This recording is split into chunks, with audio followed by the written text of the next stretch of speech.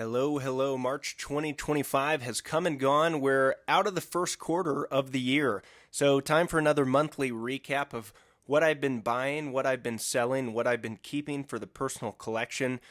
Pretty abbreviated section here on buying because I didn't buy as much this month. This month was really focused on selling some cards, especially some graded cards, as well as buying a few personal collection pickups for the upcoming in-person autograph season here in Denver, Colorado. So let's jump to it. As usual, Topps Gold is going to be a common theme.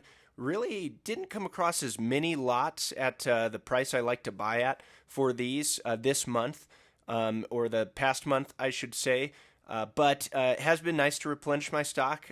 Just as a little spoiler, when I get to the sales section, is I sold 1,696 golds in one lot for a real good price in March. And so my gold stash really depleted. So it was nice to refill that slightly with a few of these pickups. You can see here this Dylan Carlson autograph. This was actually a gift, a birthday gift for one of my buddies. We're all Cardinals fans. And though Carlson never became the Cardinals legend that we were maybe hoping for when he was coming through the minor league prospect ranks, we still like him, and I think he has a really neat signature. These three gold lots you're seeing here actually got from the same seller, and with combined shipping, it ended up being an affordable price. One thing that's kind of annoying is eBay allows you to request combined shipping, but you don't know necessarily what that combined shipping rate will be. And if the seller doesn't have it listed in the description or the policies, you're almost giving a sort of blank check for what that shipping rate might be. So for these, I kind of put in an assumption of what the shipping rate would be by requesting combined shipping, which also, I should say, makes it mandatory that you buy it. It basically commits you to buy it, so you can get dinged as a buyer if you don't pay. And I think this seller ended up billing $9 to ship 39 plus 26 plus 22 cards. I mean, that's like, under 100 cards for $9, which is really steep. You really shouldn't be charging more than like $6 in my opinion.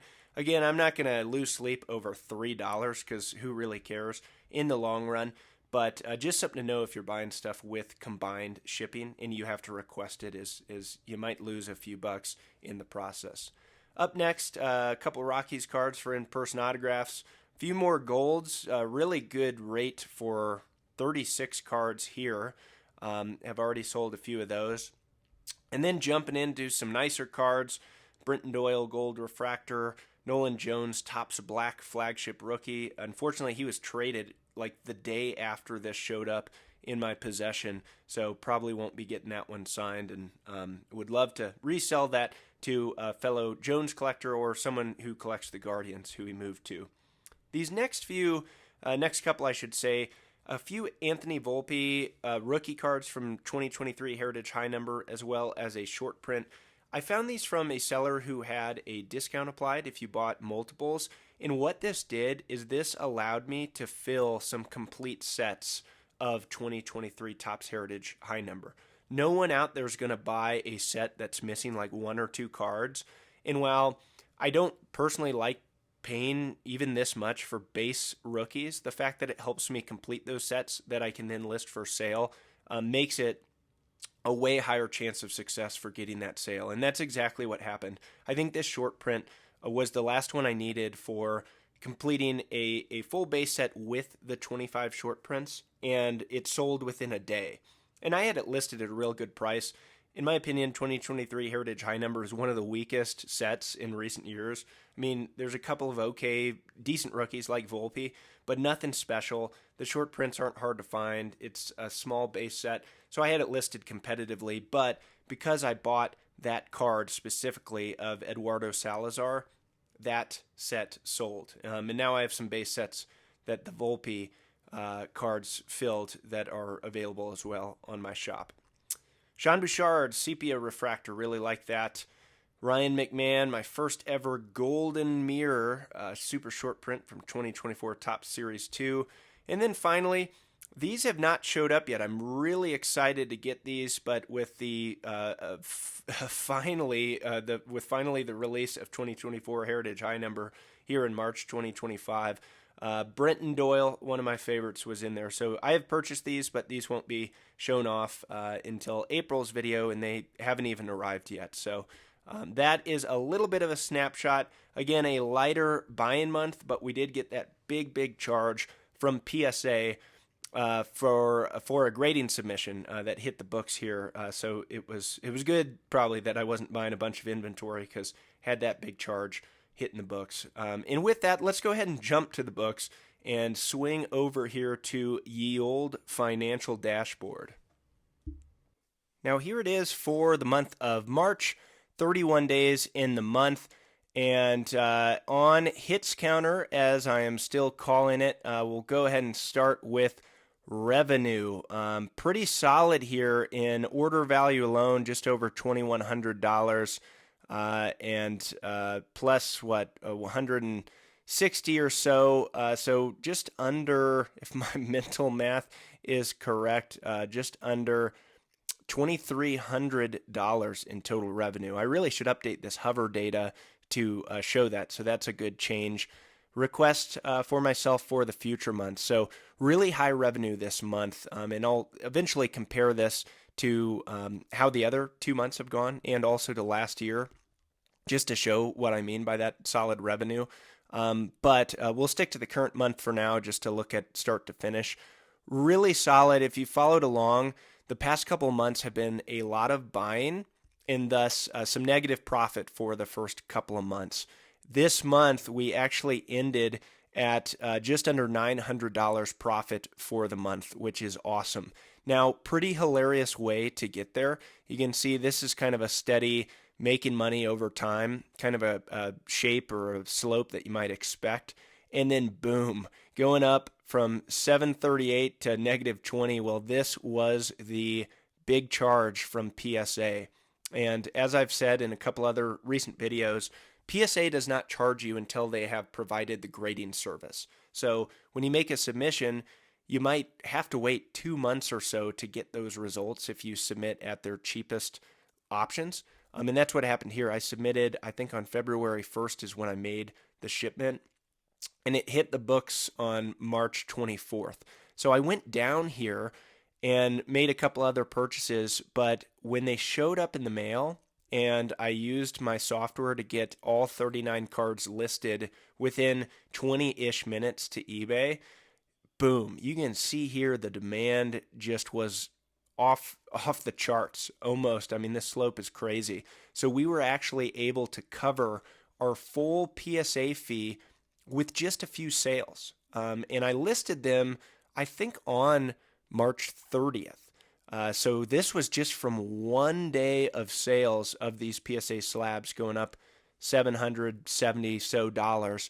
And then I had even more trickle down sales on like April 1st, because the recording of this video is April 5th. And so I even have a few extra days to see some of these slabs that have sold since then. So all told, just a phenomenal financial result of that submission, largely carried by some really solid grades, maybe even better than expected. So after I sell a few more, I hope to put together a video strictly analyzing that submission, because I know a lot of us, myself included here, have not done that many grading submissions. And so it's kind of daunting to see a big charge like this come down. But if you can get some good results and then see just this, vertical recovery, really, really cool. Oh, hey, Paul Carl, look at that. A little bit of spam hit his Discord. Also great resource. So this was an unplanned shout out. Paul Carl Cards, excellent channel. Join his Discord. Really, really good discussion on cards. All right, here. Expenses. So I only spent just over $1,100 plus $119. Another place to put some hover data. So just over $1,200 in expenses, with the bulk of that being on the business, the resale side, as opposed to the personal side. Now, Keep in mind, this section at the bottom is new. It's new because I actually did all the work for taxes and filing taxes for my card business with the help of a CPA. So, full disclaimer, I'm not a financial analyst like in the tax sense. I'm not your tax guy. And these numbers are not even fully legit. I actually did some standalone analysis outside of this dashboard, but these numbers are close. And if you're familiar with IRS Form 1040 Schedule C, I believe that's the one, then these terms will ring a bell: gross receipts, COGS, advertising, etc. And so while my numbers that are getting filed to the IRS are not exactly like this, as I build this out, in the future they will be more accurate and in line with that Schedule C. So really a nifty feature.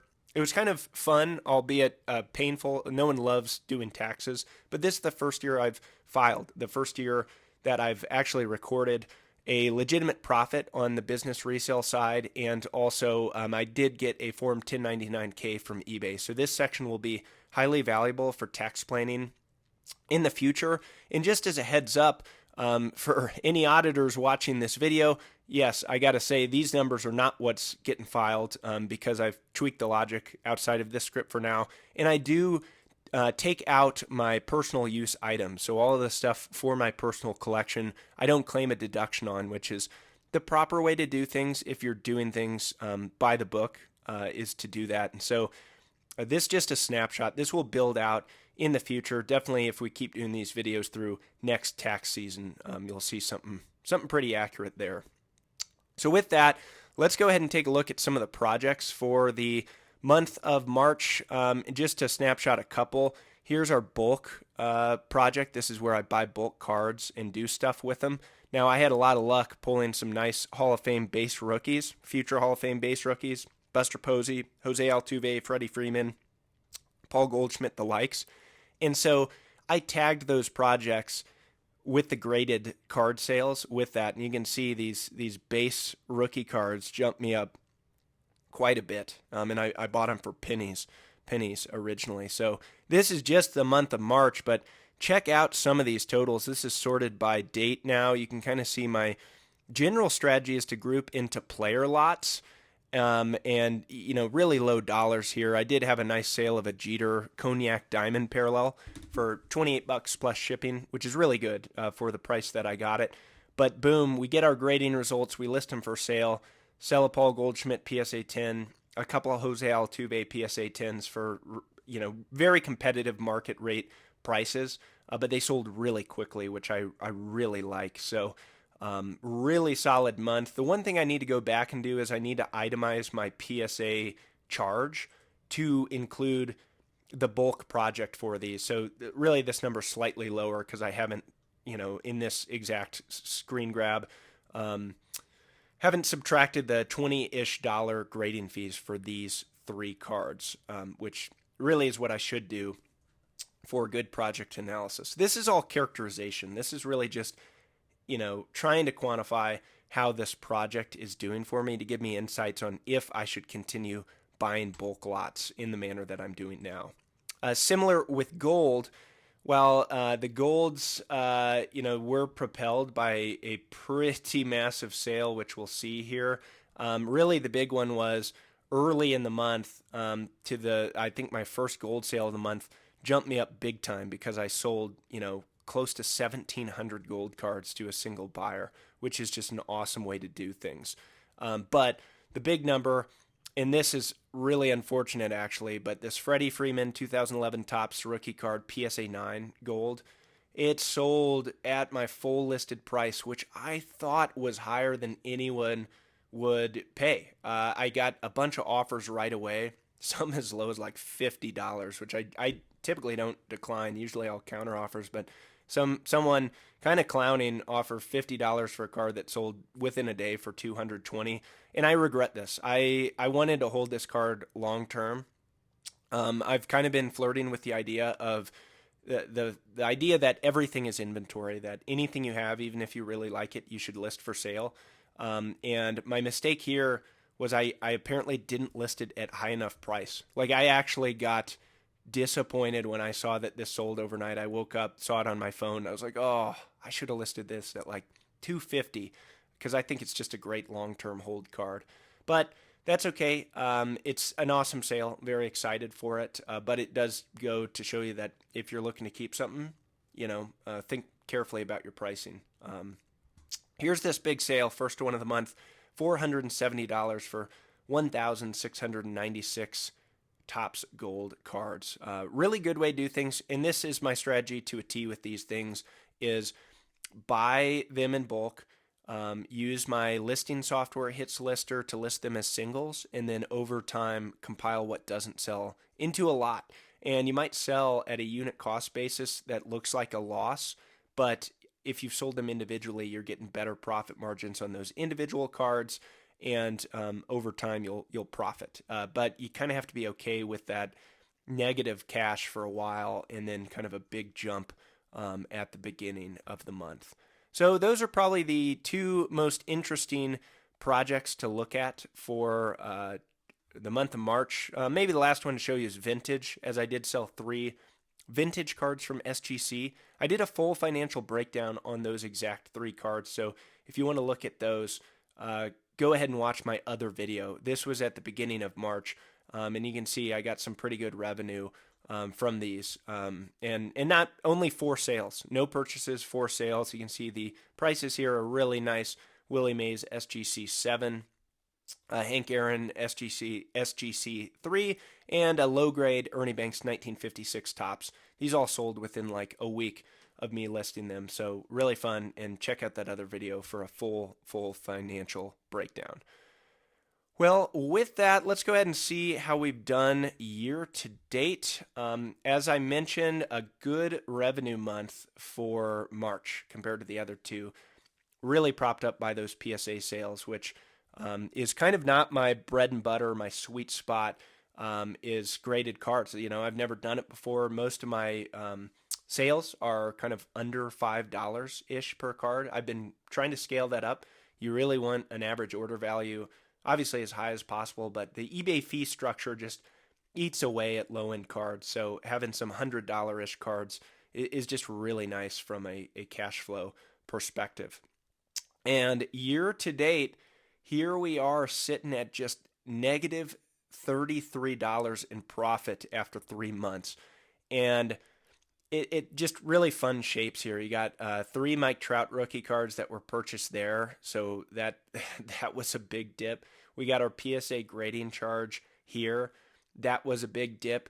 And so to have all of these purchases and some real cool cards that I've kept for the personal collection, and to only be down $33 in cash over 3 months is an awesome position, honestly. And this is kind of how I've been hoping things would go as we've looked at negative numbers now for 3 months, but way lower numbers for January, February, and now we're basically at 0 for the first 3 months. And that's with less buying. So I did a lot of buying in the first 2 months with the hope and the expectation that would pay off, that there would be a return on investment, and didn't do as much buying this month.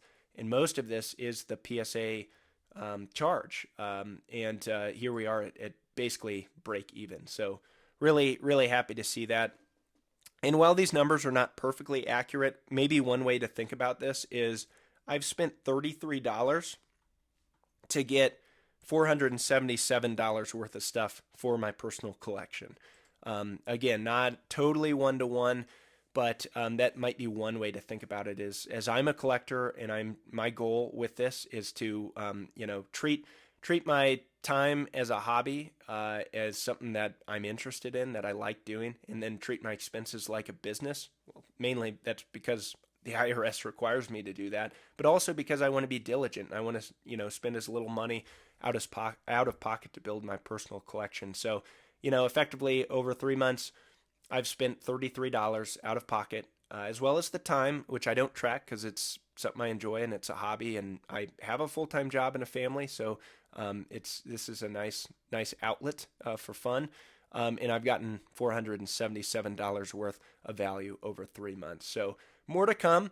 pretty confident we'll be in the green by the end of April. And in fact, I can just tease, because I am recording a few days into the month, we did have a couple more of those PSA sales, but here truly year to date up $115 just 5 days into April. So really, really exciting stuff. Hope you found that enjoyable, adding features as we go, as we see. So if you have any good ideas on features for this dashboard, please throw them in the comments. I'm all ears. I love adding stuff and developing this further. But in the tune of personal use items for the personal collection, we'll jump over to some cards. That's enough screen sharing for one video. Let's look at some actual cards my personal collection keeps from March 2025. And the main themes you're going to see are Rockies cards for in-person autographs, and then the PSA returns that I'm keeping long-term for the personal collection. So up first, relief pitcher Tyler Kinley. Despite being around the league for a number of years now, very few cards out there, including the obscure 2019 Topps Total rookie card. And then a Bowman Chrome. Should be his first Bowman. It's not labeled as such, but 2013. I actually talked to him once, and he said this picture is of him as a pitcher, but photoshopped from college. And so I'd love to see him get new cards out there, but in any case, hope he can sign those for me this season. Up next, low dollar card here, but Jordan Beck, first Bowman Chrome refractor. I think this would look great with a blue Sharpie signature on it, so we'll try to get that this season. Another outfielder next. This is a nicer card, but still pretty affordable. I think I bought this for $12 off memory. And of course, earlier in the video, you probably saw it on the screen for what I bought this card for.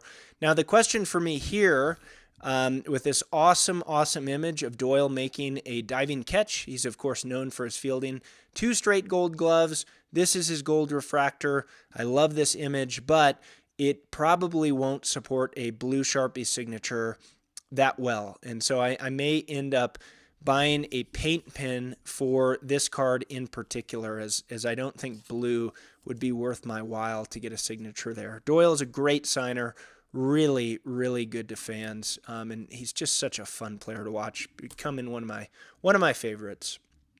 Up next, another low-numbered card, this one from Topps Chrome Sapphire Edition 2022. Ryan Feltner on the orange refractor rookie card, serial numbered to 25, and it's kind of as mentioned, or as thought of, I should say, tougher to get pitchers during the season. They're often in the dugout or in the bullpen or warming up for a start, but we'll hang on to that and try to get some ink on it. Another Chrome one coming up, this one being a first Bowman of Drew Romo. Low dollar, but I don't have it, so that would be good to get signed. Chris Bryant. I love Chris Bryant. He is one of the nicest dudes in the big leagues, just a true gentleman. Amazing signer. As we know, I love Topps Gold Parallels, and I've never gotten this one signed. So we'll see if he sticks around. He has had a tough start to the year, and my man has back injuries that I would never wish upon anyone. So we want him to stay healthy and hopefully get some ink on those cards. This is a fun one I won on auction on eBay. Ryan McMahon Golden Mirror Super Short Print SSP image variation. Whatever qualify you prefer for this card. This is my first ever Golden Mirror card, which I want to say they've done for like 2-ish years now. They used to not denote the SSP varieties outside of like this little code on the back. So now that it's all in gold, way easier for collectors and wax rippers to recognize. But I love this image. I got it at what I thought was an awesome price. And Ryan McMahon is one of the best signers in baseball. So hoping to get some ink on this pretty soon here once the season begins. I'll actually get this out because I need to prepare the card so that the autograph will stick on it. And when that day comes, we'll be ready to get a nice signature on a really fun card, really cool picture. Switching gears from the Rockies, Joel Pinheiro.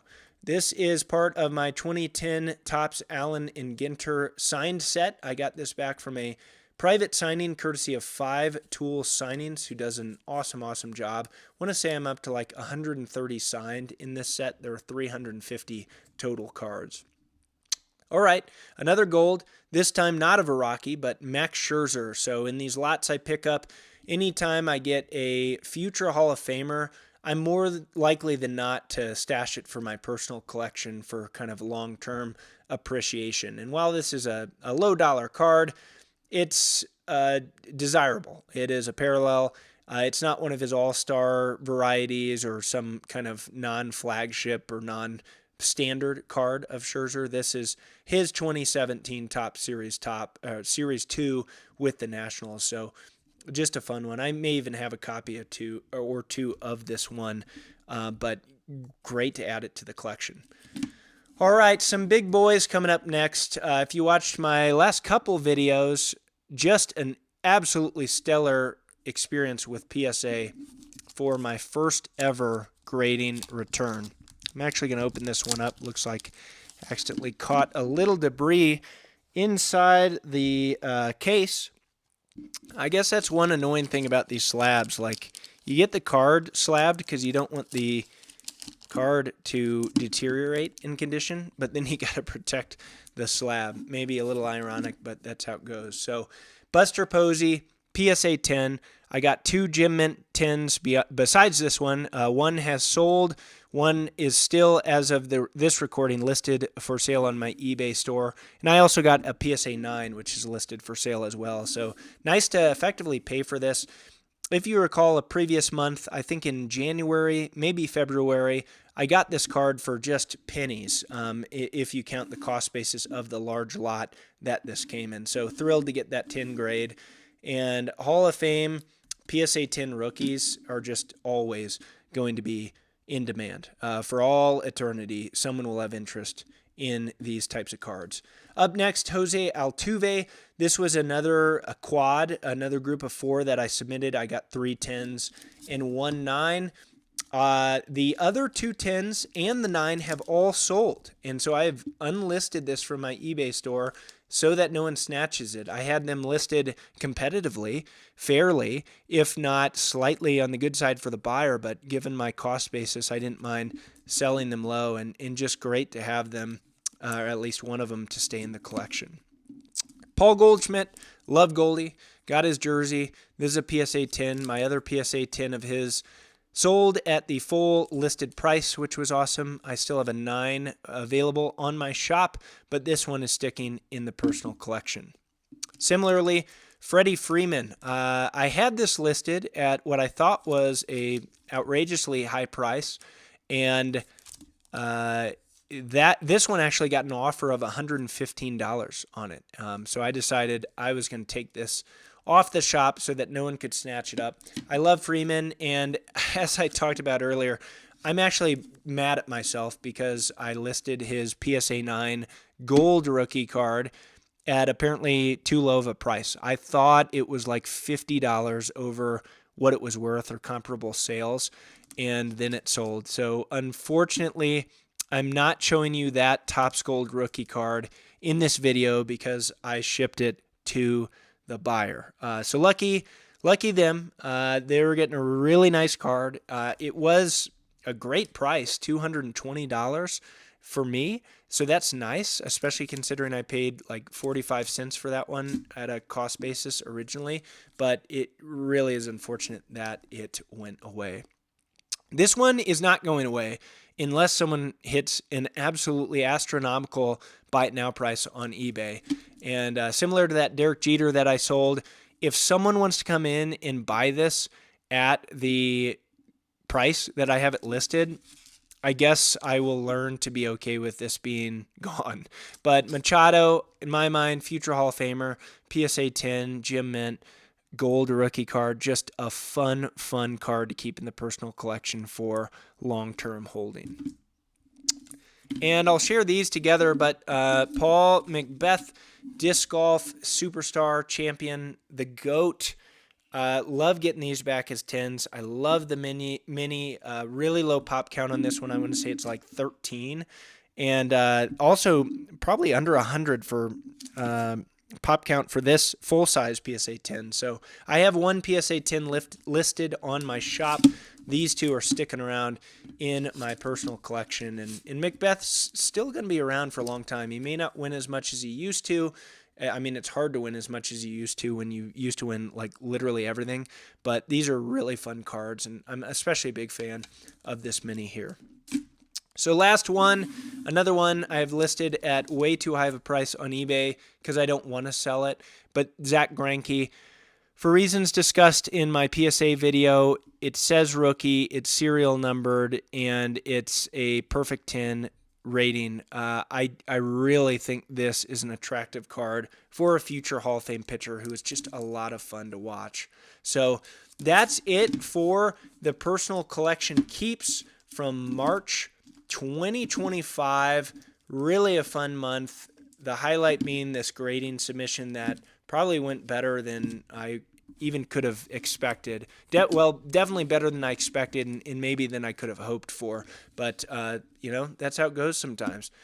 Get a little bit selective on what you send, and maybe some good results will come your way. So I appreciate you all sticking with me through this video and through this YouTube channel. Stick around for more to come in future months.